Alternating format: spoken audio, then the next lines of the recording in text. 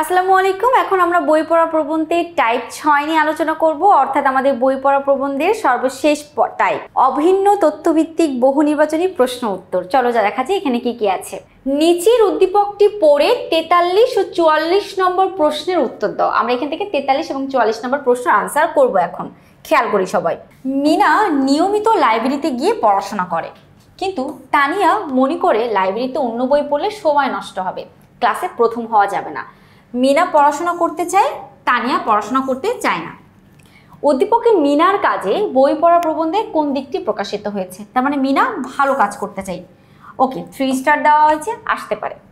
স্বশিক্ষিত, শখ পূরণ, ঐশ্বর্য সন্ধান, মনোবল বাড়ানো। শখ বই পড়া হিসেবে সে শখ পূরণ করতে চায় না মিনা। ঐশ্বর্য সন্ধান, ঐশ্বর্য বলতে বোঝাই ধন সম্পদ বৃদ্ধি করতে চায় বা খুঁজতে যায় না, এটাও কারেক্ট আনসার না। মনোবল বাড়ানো, নিজের আত্মবিশ্বাসকে বাড়াতে চাচ্ছে, এটাও কারেক্ট না। তাহলে সঠিক উত্তর হচ্ছে কি? স্বশিক্ষিত হওয়া, ক নাম্বারটা, অর্থাৎ নিজ শিক্ষায় শিক্ষিত হওয়াকে বোঝায়। স্ব শব্দের অর্থ হচ্ছে নিজ বা নিজে বা স্বয়ং, ঠিক আছে? এটাই হচ্ছে আমাদের স্বশিক্ষিত। আচ্ছা, আমরা চলে যাব পরবর্তী প্রশ্ন, অর্থাৎ 44 নাম্বার। এখানে কি আছে? উদ্দীপকের তানিয়ার মতো মানুষেরা, আমরা কি দেখতে পেয়েছি? তানিয়া লাইব্রেরিতে যেতে চায় না, সে মনে করে লাইব্রেরিতে গিয়ে বই পড়া সময়ের অপচয় ছাড়া আর কিছু না। তাহলে এখানে তানিয়ার মনোভাবে কি প্রকাশ পেয়েছে? লাইব্রেরির গুরুত্ব অনুভব করে না। হ্যাঁ, লাইব্রেরির গুরুত্ব সম্পর্কে সে ভালো কিছু জানে না। নিজের উপর নিজের বিশ্বাস নেই, সাহিত্য চর্চার সুফল সম্বন্ধে সে সন্দিহান। অর্থাৎ সঠিক উত্তর হবে 1 ও 3 নাম্বারটা কারেক্ট আনসার। সে লাইব্রেরির গুরুত্ব অনুভব করতে পারে না, অন্যদিকে সাহিত্য চর্চার সুফল সম্বন্ধে সে সন্দিহান, অর্থাৎ সে কোনো সন্দেহ রাখে না এবং জানতে চায় না। আমরা চলে যাব আমাদের পরবর্তী প্রশ্নতে। এখন আমরা নিচের উদ্দীপকটা পড়ে 45 এবং 46 নম্বর প্রশ্ন উত্তর দিব। বার্ট্রান্ড রাসেল বলেছেন, সংসারে জ্বালা যন্ত্রণা এড়াবার প্রধান উপায় হচ্ছে মনের ভিতর আপন ভুবন সৃষ্টি করে নেওয়া এবং বিপদকালে তার ভেতর ডুব দেওয়া। যে যত বেশি ভুবন সৃষ্টি করতে পারে, যন্ত্রণা এড়াবার ক্ষমতা তার ততই বেশি হয়। আচ্ছা, 35 নম্বর প্রশ্নটা আমরা দেখি। উদ্দীপকটির মূল ভাবের সঙ্গে তোমার পঠিত কোন রচনার সাদৃশ্য রয়েছে? সাদৃশ্য মানে কি? মিল রয়েছে। দেখো, শিক্ষা মনুষ্যত্ব না, শুভা গল্প তো একেবারেই না, সাহিত্যের রূপরীতি তোমাদের সিলেবাসেই নাই, তার মধ্যে হচ্ছে বই পড়া। যেহেতু আমরা এখন বই পড়া নিয়ে আলোচনা করছি, কিন্তু মাথায় রাখতে হবে যখন পরীক্ষায় প্রশ্ন আসবে বোর্ডে, তখন কিন্তু শুধু বই পড়া থেকে আসবে না, হাজারো আছে। সেই হাজারো মানে আমাদের যে প্রত্যেকটা গল্প থেকে একসাথে থাকবে, তখন আমাকে বুঝে নিতে হবে যে আসলে উদ্দীপকে কি চেয়েছে। এরপর আমরা চলে যাব 46 নম্বর প্রশ্ন। 46-এ কি আছে আমরা একটু খেয়াল করি। উক্ত উদ্দীপকের আলোকে নিচের যে বক্তব্যটি প্রযোজ্য তা হলো। আচ্ছা, উদ্দীপকে বার্ট্রান্ড রাসেলের মতে নিচে যেটা প্রযোজ্য, সুশিক্ষিত লোকমাত্রই স্বশিক্ষিত, আমাদের বই পড়তে হবে, বই পড়া ছাড়া সাহিত্য চর্চার কোনো উপায়ান্তর নেই, মানে বই পড়া ছাড়া সাহিত্যের কোনো উপায় নেই। এটা সাহিত্য চর্চার শিক্ষার সর্বপ্রধান অঙ্গ। আমাদের এখানে সঠিক উত্তর হচ্ছে সুশিক্ষিত লোক মাত্রই স্বশিক্ষিত।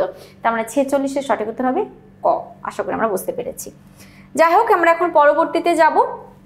নিচের উদ্দীপকটা পড়ে আমরা 47 এবং 48 নম্বরে আনসার করব। দেখি, শুধু পড়াশোনাতে কিছু হয় না, বাজনার বোল লোকে বেশ মুখস্থ বলতে পারে, হাতে আনা বড় শক্ত।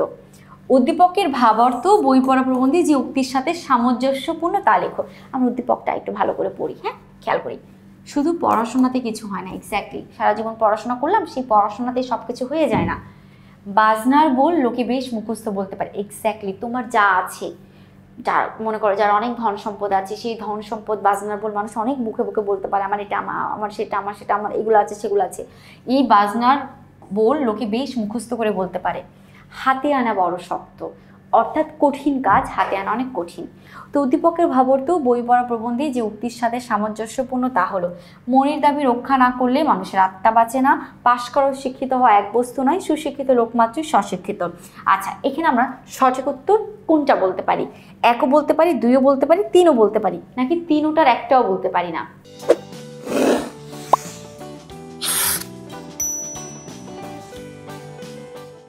অর্থাৎ আমাদের এখানে 47-এর সঠিক উত্তর হবে পাশ করা ও শিক্ষিত হওয়া এক বস্তু নয়। এক্স্যাক্টলি এটাই কিন্তু আমাদের উদ্দীপকে বলেছে। সুশিক্ষিত লোক মাত্রই স্বশিক্ষিত, যে ব্যক্তি নিজে নিজে শিক্ষা অর্জন করে সেই হচ্ছে উত্তম শিক্ষায় শিক্ষিত ব্যক্তি। তাহলে আমাদের এখানে 47-এর সঠিক উত্তর হচ্ছে 2 ও 3, 3 নাম্বারটা কারেক্ট আনসার। আচ্ছা, আমরা চলে যাব আমাদের 48 নম্বর প্রশ্নতে। কি বলেছে? উদ্দীপকের লোক বই পড়া প্রবন্ধের কাদের নির্দেশ করে? বাজিকরদের, পেশাদারদের, শিক্ষিত সমাজের, কঠিন প্রাণের লোকদের। এখানে সঠিক উত্তর হবে বাজিকরদের। কেন? কারণ আমাদের বই পড়ার মধ্যে বাজিকর এই নামে একটা উদাহরণ দেওয়া আছে, যে তারা মনে করে যে বিশাল কোনো কিছু করছে, তারা সব কিছু আয়ত্ত করে নিয়ে মানুষের সামনে যে জাদু দেখাচ্ছে, সেটা মানেই যে সে সব কিছুর উপরে আছে, ব্যাপারটা এরকম না। তো লেখক আমাদের উদাহরণ দিয়েছে, বাজিকররা যেমন বই মানে তার কলা কৌশল শিখে মানুষের কাছে জাদু দেখায়, এটা যেমন কষ্টের ব্যাপার, ঠিক তেমন একটা মানুষ বই সম্পূর্ণ শিখে সে যখন উদ্গীরণ করে দেয়, তখন সেটাও তার জন্য অনেক কষ্টের ব্যাপার হয়ে দাঁড়ায়। এখানে আমাদের 48 সঠিক উত্তর হবে ক। আমরা চলে যাব 49 এবং 50 নম্বর প্রশ্নে। এখানে কি আছে দেখো, নিচের উদ্দীপকটি পড়ে 49 এবং 50 নম্বর প্রশ্ন উত্তর আমরা দিব।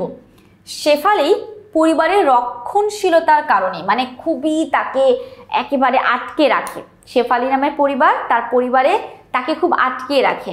তো আটকে রাখার কারণে বিদ্যালয়ে যেতে না পারায় পরীক্ষা অংশগ্রহণ করতে পারেনি। তাই সে বাসায় বসেই শিক্ষা গ্রহণের উদ্যোগ নিয়েছে।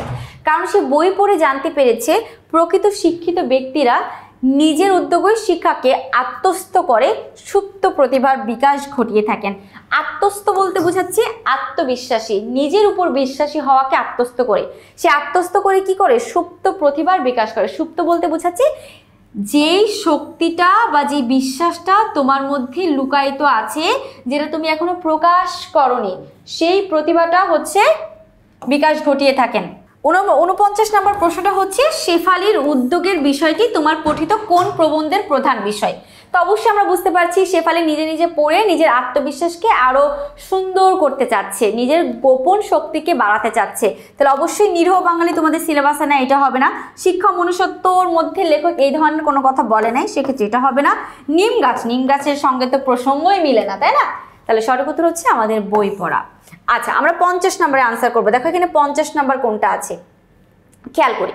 50 নম্বর হচ্ছে, শেফালির উদ্যোগ গ্রহণকে বই পড়া প্রবন্ধের আলোকে কি বলা যায়?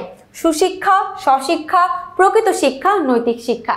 সুশিক্ষা মানে কি? যে ব্যক্তি উত্তম শিক্ষায় শিক্ষিত তাকে সুশিক্ষা বলে। নৈতিক শিক্ষা মানে ধর্মীয়ভাবে যে শিক্ষা অর্জন করে সেটা কিন্তু না। প্রকৃত শিক্ষা সেটাও না। স্বশিক্ষা মানে শেফালিকে আমরা দেখতে পেয়েছি সে নিজের শিক্ষায় বা নিজে লেখাপড়া করে নিজের শিক্ষায় শিক্ষিত হয়েছেন বা অর্জন করেছেন।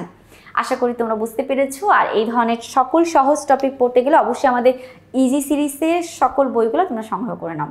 আসসালামু আলাইকুম।